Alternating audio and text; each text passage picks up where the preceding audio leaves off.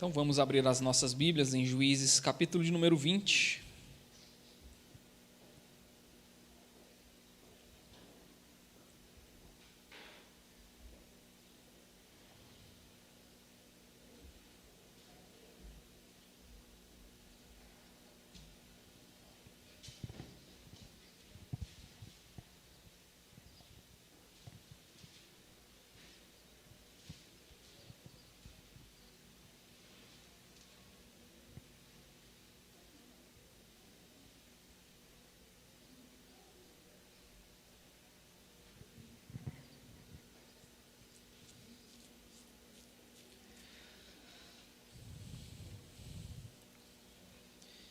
O texto é longo, então nós vamos lendo à medida em que formos desenvolvendo os pontos. Inicialmente nós vamos ler do verso 1 até o verso 11. E aí no decorrer do sermão a gente vai lendo o restante. Bom, para quem não lembra, no último capítulo de Juízes que nós pregamos aqui, capítulo 19, nós vimos um crime terrível que aconteceu no meio de Israel, não foi? O levita com sua concubina, que sofreu ali abuso por parte de homens da cidade de Gibeá, da tribo de Benjamim, e que abusaram durante toda a noite daquela mulher a ponto dela falecer. Nós vimos que isso foi terrível e vimos a que ponto que Israel chegou ao se afastar do Senhor, a que ponto que Israel chegou a abandonar o Senhor, a adotar as práticas das nações pagãs. E nós vimos que eles acabaram se tornando aquilo que eles mais odiavam, não é? Nós vimos que eles chegaram a cometer um episódio semelhante ao que aconteceu em Sodoma e Gomorra, que era um episódio detestável, que ficou marcado e que era contado na história de Israel como uma prática terrível dos povos pagãos ali de Sodoma e Gomorra. E a gente chega nesse determinado ponto do livro de Juízes, onde o povo de Israel cometeu a mesma atrocidade. E aí nós vamos ver agora o desenrolar dessa história, né? Como que isso foi recebido ali em todo o território de Israel, como que esses homens vão pagar pelo que eles fizeram. E está em Juízes, capítulo de número 20, nós vamos ler inicialmente do verso 1 até o 11. Todos os filhos de Israel, desde Dan até Berseba, bem como da terra de Gileade, saíram, e a congregação se reuniu diante do Senhor em Mispa.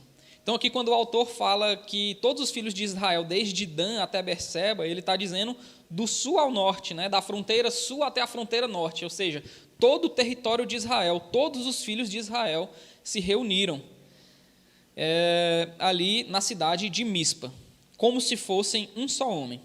Os chefes de todo o povo e de todas as tribos de Israel se apresentaram na congregação do povo de Deus. Havia 400.000 soldados de infantaria que puxavam da espada. E os filhos de Benjamim ouviram que os filhos de Israel haviam se reunido em Mispa. Os filhos de Israel disseram: conte-nos como aconteceu essa maldade. Então o levita, marido da mulher assassinada, disse: cheguei com a minha concubina a Gibeá, cidade de Benjamim, para passar a noite. Os cidadãos de Gibeá se levantaram contra mim, e à noite cercaram a casa em que estava. Queriam me matar, e abusaram da minha concubina, que morreu. Então peguei o corpo da minha concubina, cortei em pedaços e os mandei por toda a terra da herança de Israel, pois aqueles homens cometeram uma maldade e loucura em Israel. E eis que todos vocês são filhos de Israel, portanto discutam o assunto e tomem uma decisão. Então todo o povo se levantou como um só homem, dizendo: nenhum de nós irá para a sua tenda e nenhum de nós voltará para casa. Mas isto é o que faremos a Gibeá, um sorteio para ver quem atacará a cidade. De todas as tribos de Israel vamos separar 10 homens de 100 e 100 de 1.000 e 1.000 de 10.000, para providenciarem mantimento para o povo, a fim de que este, indo a Gibeá de Benjamim, faça a ela conforme toda a loucura que fez em Israel. Assim todos os homens de Israel se ajuntaram como se fosse um só homem contra essa cidade. Senhor, nessa manhã nós queremos te louvar, nós queremos te agradecer, nós queremos, ó Deus, colocar diante de ti as nossas súplicas, as nossas orações, os nossos louvores, a nossa adoração, a nossa vida diante de ti, Pai, para que o Senhor possa, ó Deus, continuar nos aperfeiçoando, continuar, ó Deus, nos confortando, nos consolando, mas também nos confrontando, nos exortando, Pai, para que nos tornemos, ó Deus, cada dia melhores, cada dia mais parecidos com o Teu Filho Jesus. Que o Senhor possa fazer isso por meio da Tua palavra, no nome de Jesus nós oramos. Amém. Bom, meus irmãos, então, aquele homem pegou a sua mulher, partiu em 12 pedaços e enviou as 12 tribos de Israel para chocar, para mostrar o que havia acontecido em Israel. E aqui nós vamos ver algo inédito no livro de Juízes. Todos os filhos de Israel se reunindo, do norte ao sul, de leste a oeste, eles se juntaram. Pela primeira vez, os chefes de todo o povo, de todas as tribos de Israel, se reuniram em uma só voz, como um só homem, para fazer algo. Porque até então, a gente vai ver no livro de Juízes, algumas campanhas militares que aconteceram para lutar contra os outros povos, para lutar contra os estrangeiros, para lutar contra as nações que eles deveriam expulsar do território ou alguma outra nação que estivesse oprimindo eles, que estivesse escravizando eles. Nós vimos isso acontecendo no decorrer do livro de Juízes. Mas se você bem se lembra, nunca a nação se reuniu completamente. Sempre era uma tribo que lutava, juntava 2, 3 tribos para lutarem, mas várias outras ficavam de fora. Então, pela primeira vez, o povo se reúne completamente. Mas agora não é para lutar contra os inimigos de Israel. Agora não é para lutar contra uma nação estrangeira. Eles se reuniram dessa maneira para aplicar a justiça, para aplicar a punição que deveria ser aplicada àqueles homens que cometeram aquela atrocidade em Israel. Talvez finalmente eles perceberam o que a nação poderia se tornar, caso eles não se arrependessem e não voltassem ao Senhor. Essa é uma possibilidade. O texto não diz. Mas talvez fosse apenas mais moralismo. Talvez fosse mais eles dizendo assim, olha, eu aceito o meu pecado, eu aceito a maldade que é cometida na minha tribo, mas essa outra maldade que é cometida lá em Benjamim, que foi cometida na cidade de Gibeá e se tornou pública, se tornou conhecida em todo o território de Israel, essa maldade é inaceitável. Mas, de qualquer maneira, eu dei o título para esse sermão aqui de Deus disciplina o seu povo. É um texto difícil, é um texto um pouco chato de se tratar, de se falar, mas está aqui pelo nosso caminho, não é? Está aqui no livro de Juízes e nós precisamos de tratar sobre isso também. Eu lembro quando eu machucava e a minha avó paterna, ela tinha um vidrinho assim na casa dela que era temido por todos os netos. Era um vidrinho com um líquido e umas ervas que ela chamava de arnica. Não sei se você já ouviu falar por aí. E aí, para minha avó, qualquer machucado que um neto tivesse, tinha que passar arnica. Mas era pior do que mertiolate. Era um negócio que ardia, que doía, e todos os netos tinham medo desse vidrinho da minha avó. Mas o machucado precisa ser tratado. A doença precisa ser tratada. E no caso aqui do Senhor, Ele vai disciplinar o seu povo. Ele vai tratar o seu povo. Ele vai tratar para que o seu povo não se torne ou não chegue finalmente a cometer o que esses homens fizeram. É preciso agir. Não dá para deixar que eles continuem cometendo esse tipo de atrocidade, porque eles são povo de Deus, eles foram escolhidos pelo Senhor. E uma coisa que eu quero que você tenha em mente nessa manhã, enquanto nós tratarmos esse texto, é o seguinte: disciplina não é condenação. Que você saia daqui nessa manhã com isso em mente. Disciplina não é condenação. O Senhor não está condenando o seu povo quando Ele os disciplina. Não. O Senhor nos livrou da condenação por meio da morte de Jesus. Mas é justamente porque Ele nos livrou, porque Ele nos salvou, é que Ele nos disciplina, para que nos tornemos pessoas melhores. É por isso que Ele trata os nossos machucados, as nossas feridas, e quando a gente está vivendo uma vida totalmente incondizente com aquela que o Senhor nos chamou para viver, Ele vai nos disciplinar, Ele vai puxar a nossa orelha. E o primeiro ponto é esse que nós lemos do verso 1 até o verso 11, a disciplina é necessária. A disciplina é necessária. Então o Senhor, mesmo esses homens maus aqui de Israel, que estavam por diversas vezes fazendo coisas erradas, adorando outros deuses, ainda assim o Senhor vai chamar esses homens para que eles possam aplicar essa disciplina que deve ser aplicada no meio de Gibeá. Só que a gente vai ver no decorrer do texto que vai acontecer muita coisa incondizente, muita coisa incongruente. A gente vai ver que essa disciplina, ela vai acontecer de uma maneira que talvez não era para ter acontecido. A gente vai ver que vai ter muita hipocrisia, a gente vai ver que tem omissão, a gente vai ver no decorrer do texto que não é bem a disciplina que Deus queria, mas foi a que foi aplicada, porque era necessário se aplicar uma disciplina. Então, como eu falei para vocês, pela primeira vez Israel se reúne como um povo só. Eles se reúnem porque eles precisam aplicar a justiça de Deus naquela atrocidade que foi cometida. E você vai concordar comigo que de fato alguma coisa precisava ser feita. Aqueles homens não poderiam simplesmente ficar impunes depois de pegarem aquela mulher inocente e fazer aquilo que fizeram com ela, a ponto dela falecer. Todo mundo vai concordar, sendo crente, sendo não crente, que aqueles homens precisavam pagar pelo que fizeram, não é? E aí Israel vai se reunir toda,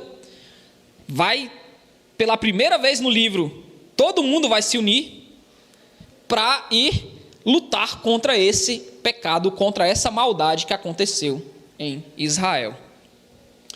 Mas como eu falei para vocês, o texto não diz qual foi o sentimento deles, digamos assim.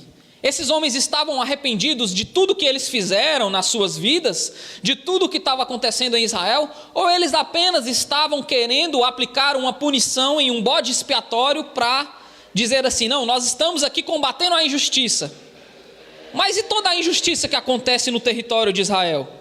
Será que eles vão combater apenas essa?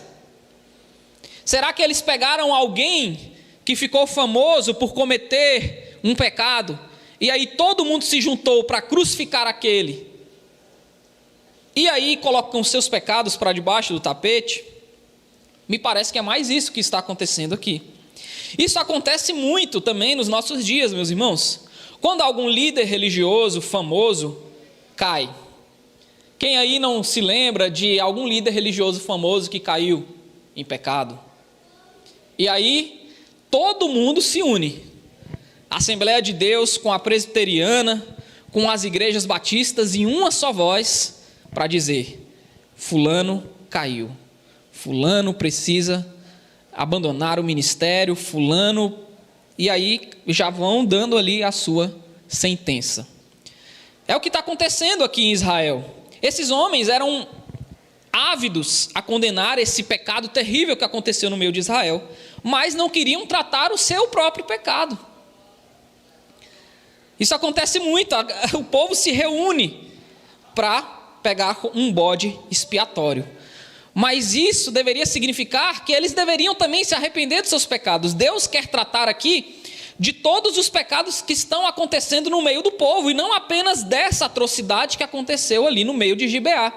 Essa atrocidade que aconteceu em Gibeá serviu de alerta para que todos os outros de Israel pudessem olhar também para dentro das suas próprias tribos, para as suas famílias, para o que estava acontecendo também nas suas casas, e falar assim, opa, peraí, É isso que acontece quando nós abandonamos o Senhor.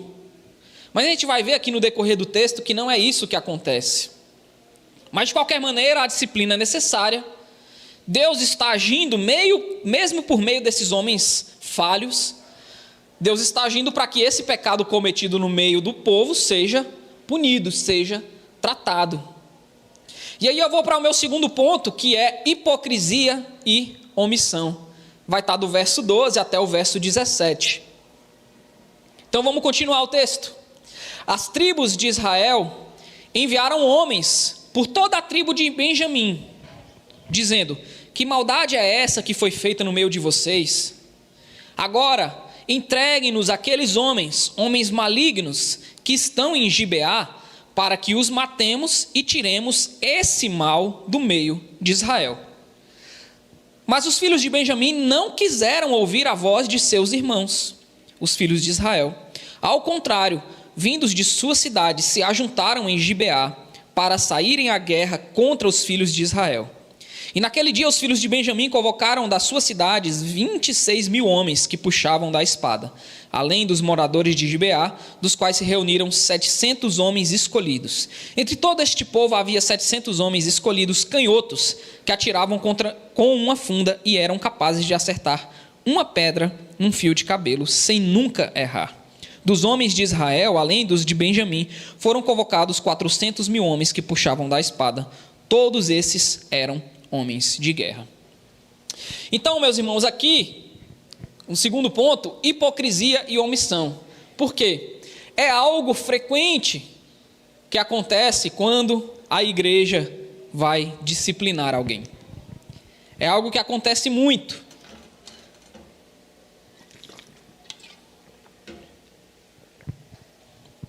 Primeiro, o texto relata um caso de omissão aqui, não é? As tribos de Israel reunidas falam: não, nós precisamos tratar esse pecado. E aí o que eles fazem? Eles agem corretamente. Eles chamam a tribo de Benjamim e falam: olha, Benjamim, aconteceu um mal terrível no meio de vocês. Entreguem esses homens malignos para que a gente possa aplicar a disciplina, para que a gente possa eliminar esse mal do meio de Israel. E aí o que é que Benjamim faz? O que muitas vezes eu e você fazemos. Nós somos omissos. Benjamim é omisso aqui nesse caso.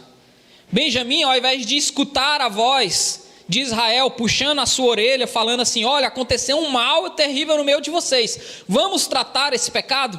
Benjamim fala: o quê? Vocês não têm moral para falar comigo. Reúne 26.000 homens e vão à guerra contra Israel. Eles preferem lutar contra os seus próprios irmãos, iniciar uma guerra civil dentro de Israel, do que tratar o pecado que precisa ser tratado. Isso acontece muito também no nosso meio, meus irmãos. Ou não? Quando líderes religiosos decidem, após escutarem que um presbítero, que um diácono está cometendo um pecado terrível ali na sua família, seja violência doméstica, seja algum tipo de abuso, seja algum tipo de fraude fiscal, mas para que isso não se alastre, para que não manche a bandeira da igreja, a placa da igreja, o nome da igreja, o que é que eles fazem? Não é bem assim. Não, vamos esconder isso daqui, vamos colocar para debaixo do tapete isso que está acontecendo. Então esse tipo de omissão acontece. E ao invés de aplicarem o processo correto de disciplina que deveria ser aplicado, eles preferem colocar para debaixo do tapete esse tipo de coisa que tem acontecido na sua casa. Eu até entendo um pouco, né? Os pais, embora não seja pai, tendem a passar a mão na cabeça dos seus filhos. Só que, às vezes, você está criando um monstro no fim das contas. Às vezes, ao não aplicar a disciplina necessária, a gente acaba criando um problema maior. Ao dizer não no momento que deveria dizer não, a gente acaba criando um problema maior, que depois a gente não vai conseguir controlar. É isso que Benjamim está fazendo aqui. eles deveriam concordar com a disciplina, falar, não, tudo bem, precisa realmente ser aplicado isso aqui, vamos colocar esses homens para a justiça. Mas não, eles falam, negativo, vocês, Israel, não têm moral para falar para mim.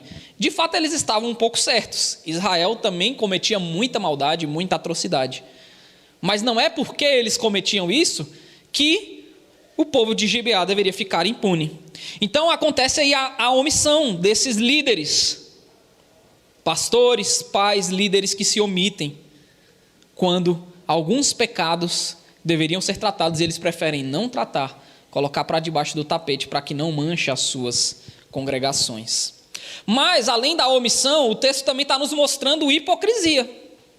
Sim, isso acontece muito nas igrejas que vão por aí aplicar alguma disciplina. Que tipo de hipocrisia? Israel chega diante de Benjamim e fala bem assim, que maldade é essa que foi feita no meio de vocês? Nos entreguem esses homens malignos para que os matemos e tiremos esse mal do meio de Israel. Tudo bem, esse mal precisa ser tirado de fato do meio de Israel, mas e os outros males? E o que as outras tribos vêm fazendo em todo o decorrer do livro de Juízes, adorando outros deuses, cometendo outros tipos de pecado, outras atrocidades, outras maldades.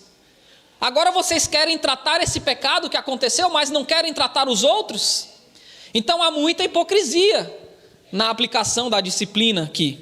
Há muita hipocrisia também acontecendo no meio das igrejas. Quantas vezes, meus irmãos, eu já não vi um irmão que, estava namorando escondido com a outra irmã, foi colocado de banco durante 3 meses. Mas outros pecados piores que aconteciam na igreja, até mesmo o próprio pastor fazendo coisas piores, aí não, esse pecado aí a gente não vai tratar. Esse mal aí a gente não vai tirar do nosso meio, nós só vamos tirar do nosso meio o outro mal, né? Que é o mal que eu escolho tirar. Então há muita hipocrisia também acontecendo no processo de disciplina eclesiásticas. Embora a disciplina seja necessária, tem esses problemas que precisam ser observados, tanto a omissão quanto a hipocrisia. Benjamim deveria reconhecer o mal cometido no meio deles. Eles próprios poderiam aplicar a justiça entre os seus cidadãos, mas eles preferem lutar contra as tribos de Israel. Mas, meus irmãos, não é porque há hipocrisia e também não é pelo fato de haver omissão que Deus vai deixar de disciplinar o seu povo. Não é por isso que Deus vai deixar de disciplinar. Porque Deus nos ama. Ele não deixará o povo que Ele escolheu para si continuar vivendo uma vida como se Ele não existisse. Sabe, meus irmãos, Deus simplesmente poderia virar as costas e apagar tudo que está acontecendo. Mas aí a igreja, o que seria da igreja se Deus não aplicasse a disciplina no seu povo? O que seria da igreja se Deus não tratasse dos pecados que têm acontecido no meio do seu povo? Nós nos tornaríamos cada vez piores, cada vez piores, cada vez piores. E temos nos tornado. Mesmo acontecendo disciplina, ainda assim nós temos visto cada dia mais algumas igrejas, o povo de Deus se tornando piores. Então, deve haver a disciplina, mesmo a gente sabendo que tem hipocrisia, tem omissão, mas nós precisamos tratar esses males dentro da igreja e também precisamos aplicar a disciplina. E aí eu vou para o meu terceiro ponto. O texto continua. A disciplina é dolorosa. A disciplina é doída, é a arnica da minha avó no machucado. Meus irmãos, olha só o que o texto vai dizer no verso 18. 18 a 25 é o meu terceiro ponto. Os israelitas se levantaram e foram a Betel. Ali consultaram a Deus, dizendo: quem de nós será o primeiro a lutar contra Benjamim? E o Senhor respondeu: Judá irá primeiro. Mais uma vez mostrando aqui a proeminência da tribo de Judá na liderança de Israel, não é? Lá no início do livro de Juízes, para lutar contra as nações estrangeiras, quem foi o primeiro que Deus falou que deveria atacar? Judá. E aqui mais uma vez o Senhor dizendo: olha, Judá irá primeiro, mas agora para lutar contra os seus próprios irmãos. Na manhã seguinte, os filhos de Israel se levantaram e acamparam perto de Gibeá.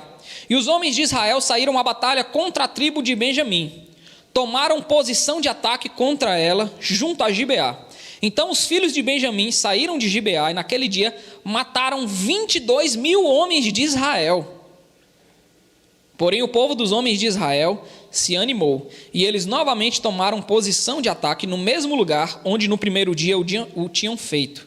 Antes disso, porém, os filhos de Israel foram e choraram diante do Senhor até a tarde, e consultaram o Senhor, dizendo: devemos atacar outra vez os nossos irmãos da tribo de Benjamim?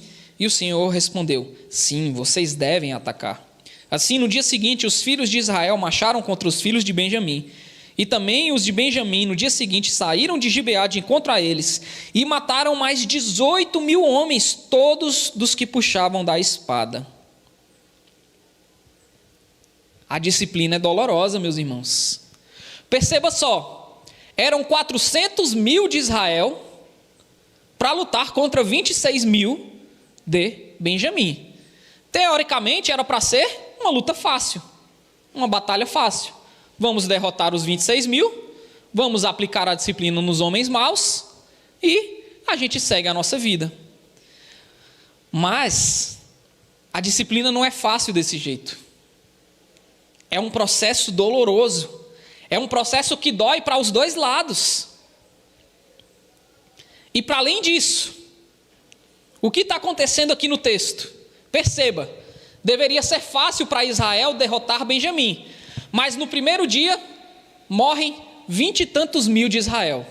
No segundo dia morrem 18 mil de Israel. Ué, mas foi Deus quem mandou eles atacarem. Foi Deus quem mandou eles tratarem. O que está acontecendo aqui? Deus está punindo Israel por causa da sua hipocrisia. Havia muita maldade sendo praticada no meio de Israel também. Então Deus não poderia simplesmente dar uma vitória fácil para Israel, porque Israel era hipócrita, meus irmãos. Israel queria tratar o pecado de Benjamim, mas não queria tratar o seu próprio pecado. E aí o que acontece quando hipócritas aplicam um processo de disciplina? Às vezes os seus próprios pecados começam a ser tratados pelo Senhor também nesse processo. Eles também sofrem, eles também precisam de tratamento, e o Senhor também está tratando Israel aqui. Deus está punindo Israel por causa da sua hipocrisia. Morreram 22 mil no primeiro dia, 18 mil no segundo dia, e Israel está tomando uma surra de Benjamim aqui nessa batalha. Uma vitória que deveria ser fácil, mas Deus está mostrando que existia maldade no meio deles. Eles precisavam se arrepender, eles precisavam mudar as suas práticas, eles precisavam primeiro tirar a trave do seu olho para aplicar uma correção e uma punição no seu irmão.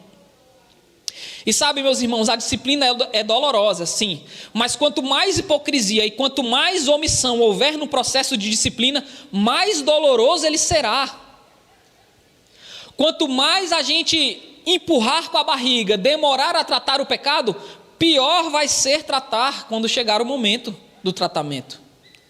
Quanto mais hipocrisia tiver, quanto menos os líderes tirarem a trave do seu olho, não enxergarem o seu próprio pecado e quiserem tratar o pecado da congregação sem tratar o seu, mais doloroso vai ser, mais penoso será o processo de disciplina, e todo mundo vai acabar se ferindo.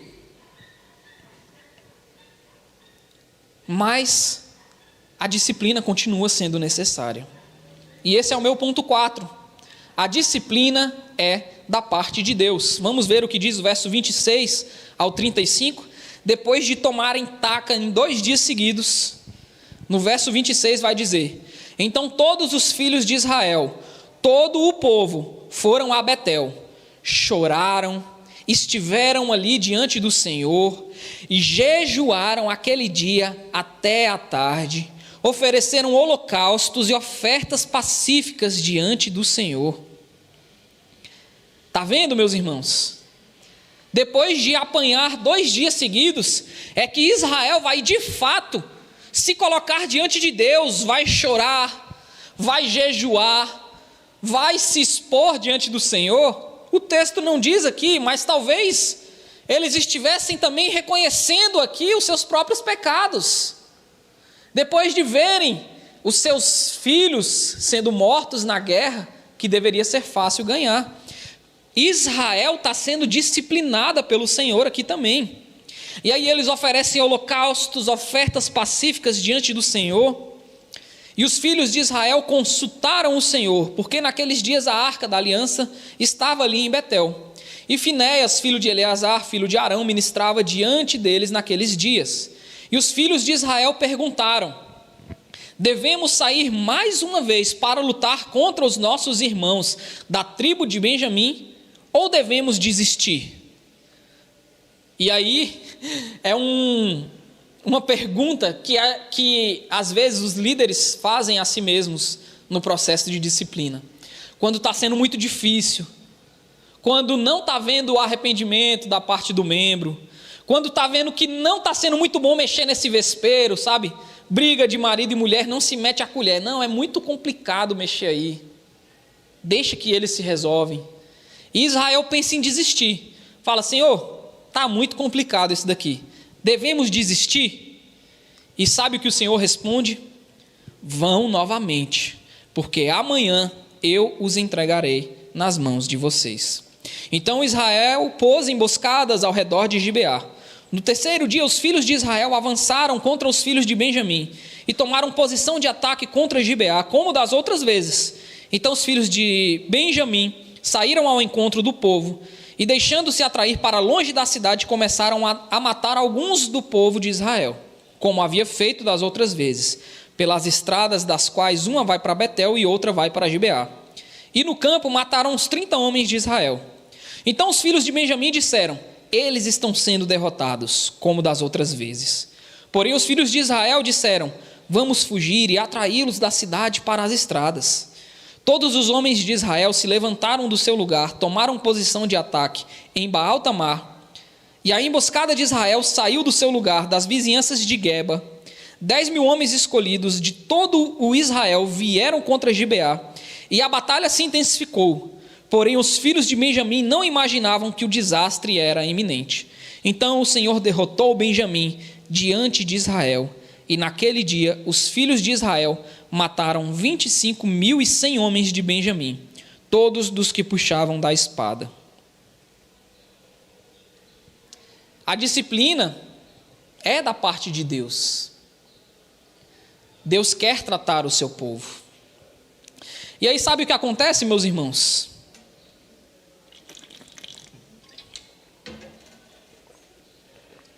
Deus usa esses homens mesmo aqui para aplicar a disciplina em Benjamim. Deus não chamou outros. Depois que eles jejuaram, oraram, clamaram, provavelmente se arrependeram, o Senhor usa eles para aplicar essa disciplina aqui em Benjamim. Nós somos ótimos em reconhecer que Deus nos abençoa através das pessoas que nos ajudam, não é? Como é fácil reconhecer: oh, meu irmão, você foi muito usado por Deus quando você me ajudou de alguma maneira, conseguiu um emprego para mim, ou me ajudou financeiramente. Oh, meu irmão, você foi tão usado por Deus quando você foi lá na minha casa, me visitou quando eu estava doente. Você fez uma oração pela minha família e aquela situação se resolveu. Nós somos maravilhosos em reconhecer que Deus usa as pessoas para nos abençoar. Mas, quando Deus levanta essas mesmas pessoas para puxar a nossa orelha, para confrontar o nosso pecado, aí não. Aí você não está sendo mais usado por Deus. Aí você está na carne. Nosso pastor William é tão usado por Deus quando ele vai lá visitar o enfermo, vai lá no hospital orar com o Mr. Pingo. Ah, mas se o pastor William falar que eu estou tomando uma conduta aqui na minha vida que eu deveria mudar, aí não, aí já é demais. Nossa Jussara é uma bênção quando ela visita as irmãs, não é? Nossa, como eu gostava dos grupos aqui da Jussara, de reuniões que ela fazia. Mas se a Jussara ligar para puxar a minha orelha, aí não, aí ela está na carne agora. Deus levanta essas mesmas pessoas, meus irmãos, para nos abençoar, mas também para puxar a nossa orelha, porque nós somos uma comunidade. Nós somos um povo escolhido por Deus que deve ser como uma família. Se não estamos sendo como uma família, é um erro nosso, mas deveríamos ser. E Deus levanta essas pessoas para confrontar o nosso pecado. Aí a gente fala, não, aí não, cada um tem que cuidar da sua vida. Ninguém deve se meter na minha vida. Nós só queremos o bônus de sermos filhos de Deus. E eu não estou dizendo que há ônus, mas há deveres, há direitos e deveres. Nós queremos todos os direitos. Eu quero a minha herança. E os nossos deveres como filhos de Deus? E Deus, meus irmãos, não é assim não. Ele não nos dá simplesmente os direitos, nós temos deveres também. E o Senhor nos ama, e Ele quer que nós sejamos luz no mundo. É por isso que Ele levanta pessoas para puxar a nossa orelha. É por isso que Ele levanta pessoas para se intrometer na nossa vida, sim. Quando nós precisamos de alguém para nos falar, ei, não é por aí. O que você está fazendo aí é errado. Você sabe que é errado, mas às vezes você precisa de alguém ali para te dizer, é errado. Porque tem um monte de gente, meus irmãos, no nosso caminho, quando a gente está no caminho errado, para falar assim, embora meu amigo, tem mais é que fazer isso aí mesmo. Não se importe com a opinião dos outros, você tem mais é que seguir a sua vida, o seu coração mesmo. E que a opinião dos outros vá para aquele lugar.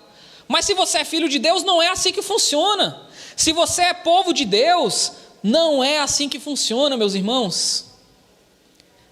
Se você é povo de Deus, você deve aceitar a disciplina do Senhor, você tem que aceitar. Se você é neto de Dona Francisca, você vai ter que passar nica no machucado.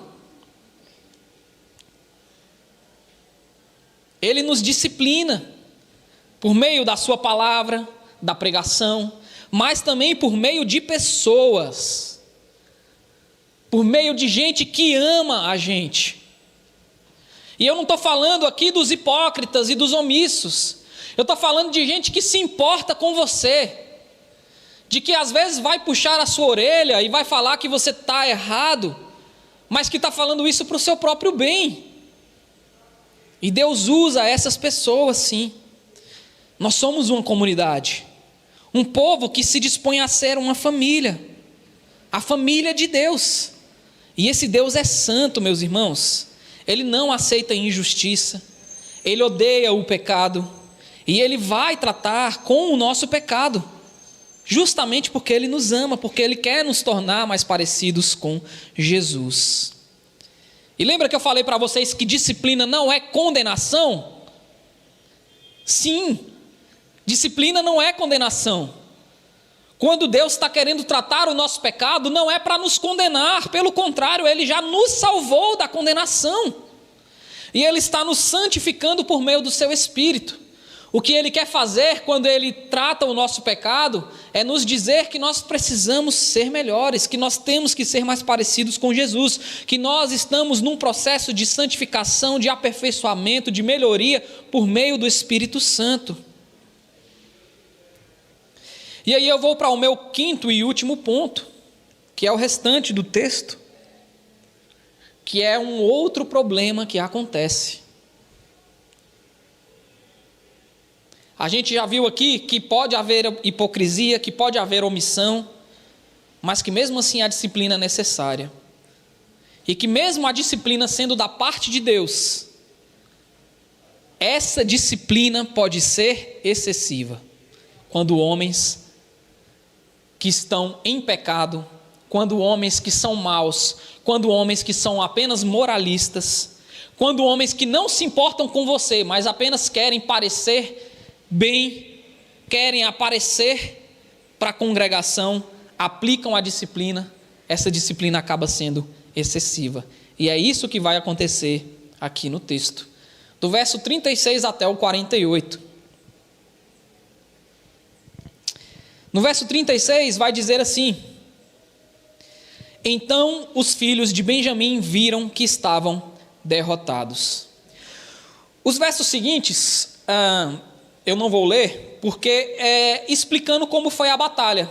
simplesmente o que já foi dito aqui nos versos anteriores, só que esmiuçando um pouco mais, dizendo que como foi que Benjamim caiu na emboscada de Israel.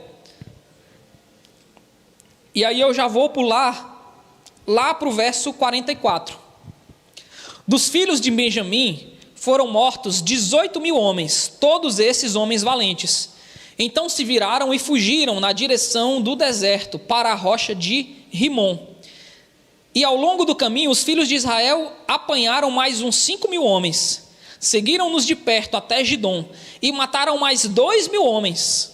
Naquele dia morreram 25.000 homens dos filhos de Benjamim, todos eles homens valentes que puxavam da espada.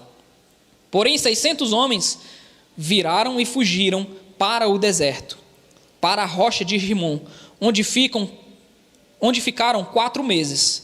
Olha só o verso 48 e último verso. Os homens de Israel voltaram para os filhos de Benjamim e passaram a fio de espada tudo o que restou da cidade, tanto homens como animais, tudo o que encontraram, e também puseram fogo em todas as cidades que encontraram. Disciplina excessiva, meus irmãos. Não foi isso que Deus mandou eles fazerem. Deus disciplina o seu povo? Sim. Deus puxa a nossa orelha? Sim. Mas quando a disciplina é excessiva, é isso que acontece. Gente inocente morrendo pelo caminho. Quando há abuso de poder da parte dos líderes em aplicar a disciplina, quando há excessos, isso causará mais estragos e não estará debaixo da vontade de Deus. É por isso que é um assunto delicado, é um assunto complicado. Esses homens hipócritas de Israel não trataram o seu próprio pecado e foram tratar o pecado de Benjamim. O que eles fizeram? Além de hipocrisia, eles aplicam uma disciplina excessiva, que não foi a que o Senhor mandou eles aplicarem. O Senhor não mandou eles exterminarem completamente a tribo de Benjamim, até porque nenhuma tribo de Israel deveria ser completamente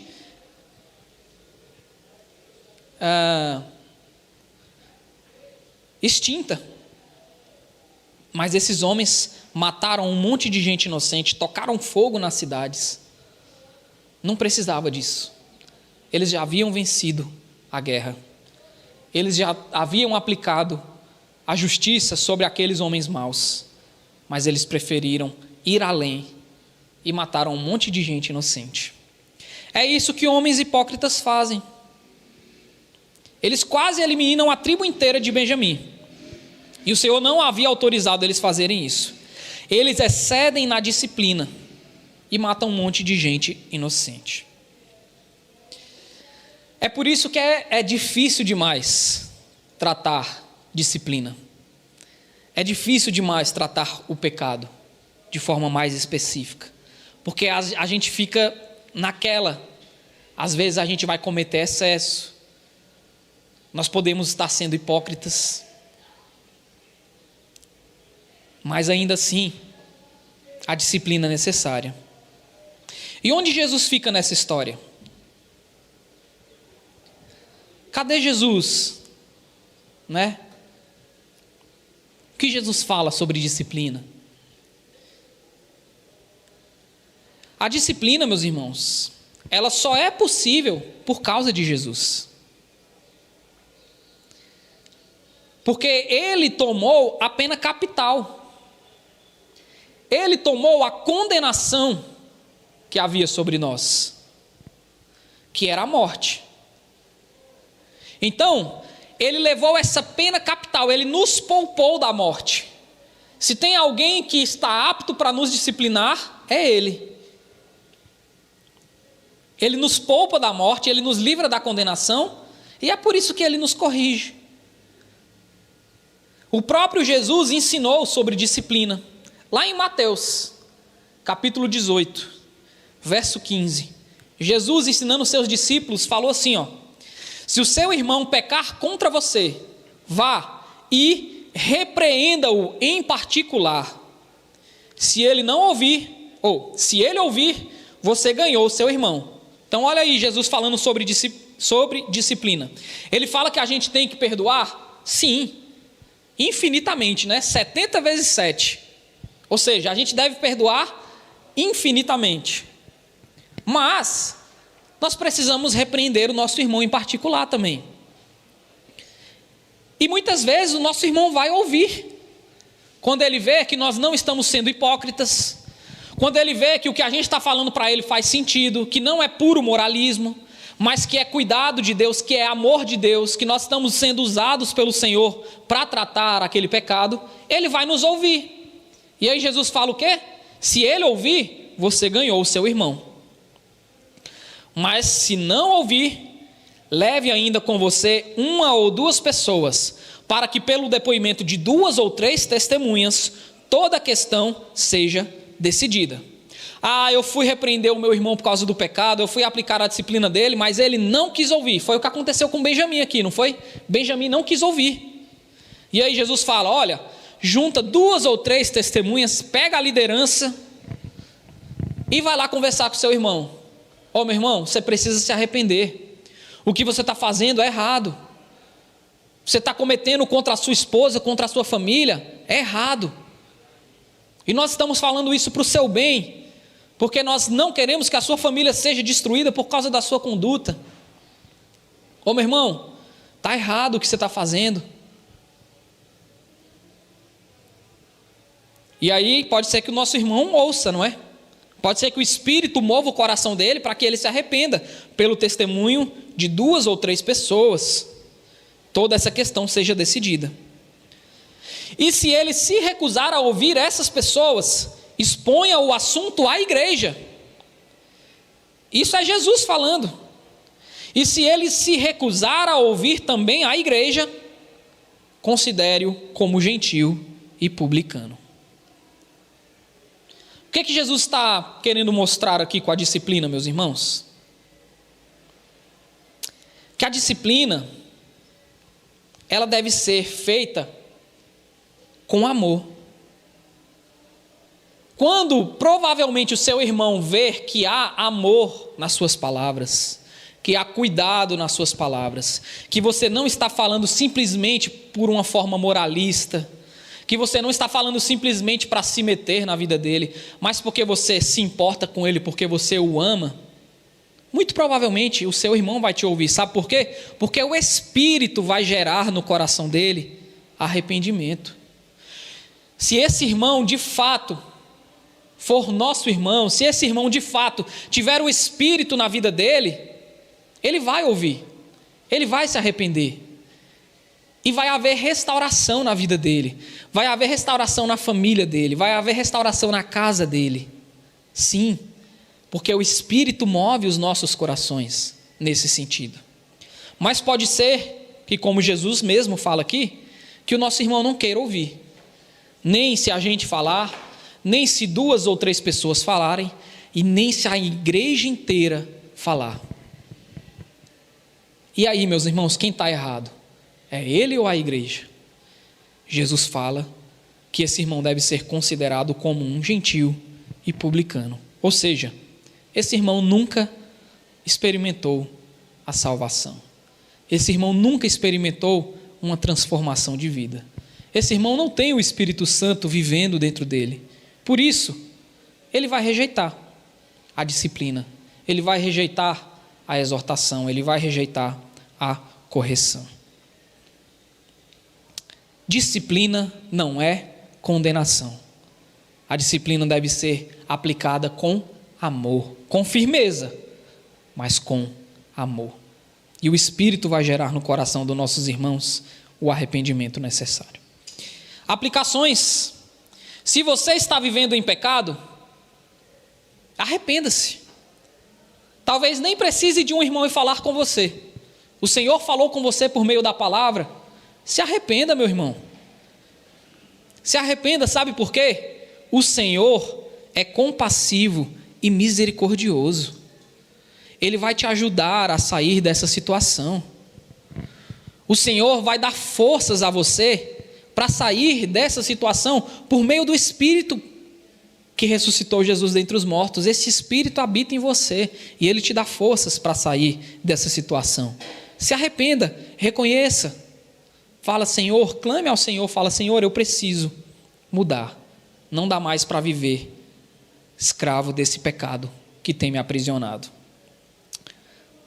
Se você tem o conhecimento sobre o pecado de outra pessoa, do seu irmão, vá lá com ele, faça como Jesus falou. Converse com ele, corrija com firmeza e amor, sem excessos como os hipócritas aqui do texto. Deus não está mandando você condenar o seu irmão, Deus está mandando você corrigir o seu irmão em amor, respaldado pela palavra de Deus. Não seja hipócrita, não se considere mais santo. Tira primeiro a trave do teu olho, e aí vai falar com teu irmão. Não seja omisso. A disciplina é difícil, mas é necessária e previne que coisas piores aconteçam futuramente. Essas são as aplicações. É difícil, é delicado, mas o Senhor nos ajuda. Amém? Senhor, nós queremos falar contigo nessa manhã como povo teu, Pai, como igreja tua. Nós sabemos que temos direitos como filhos teus, mas também temos deveres para com os nossos irmãos, para com essa congregação, para com a nossa família, Pai. Nós somos povo teu, nação santa, sacerdócio real, povo eleito e adquirido pelo Senhor, para sermos luz no mundo, sal da terra. Mas para que sejamos isso, para que cumpramos o nosso propósito, Pai, o Senhor nos disciplina, o Senhor nos corrige, o Senhor nos exorta, o Senhor nos aperfeiçoa. Que o Teu Espírito possa mover o nosso coração no sentido de nos arrependermos dos nossos pecados, de tirarmos a trave do nosso olho, mas também de termos coragem para quando o Senhor nos chamar para isso, de falarmos com os nossos irmãos, de corrigirmos os nossos irmãos em amor, Pai, como o Teu Filho Jesus fez com os discípulos dele, em amor, em nome de Jesus. Sobretudo, que o Teu Espírito traga sobre nós esse espírito de amor, assim como um pai que ama o seu filho, mas o corrige, que o Senhor possa também trazer sobre nós esse sentimento de amor, para que nós possamos corrigir uns aos outros, exortar uns aos outros, afiar uns aos outros, por meio da Tua palavra, do Teu Espírito, em nome de Jesus. Amém.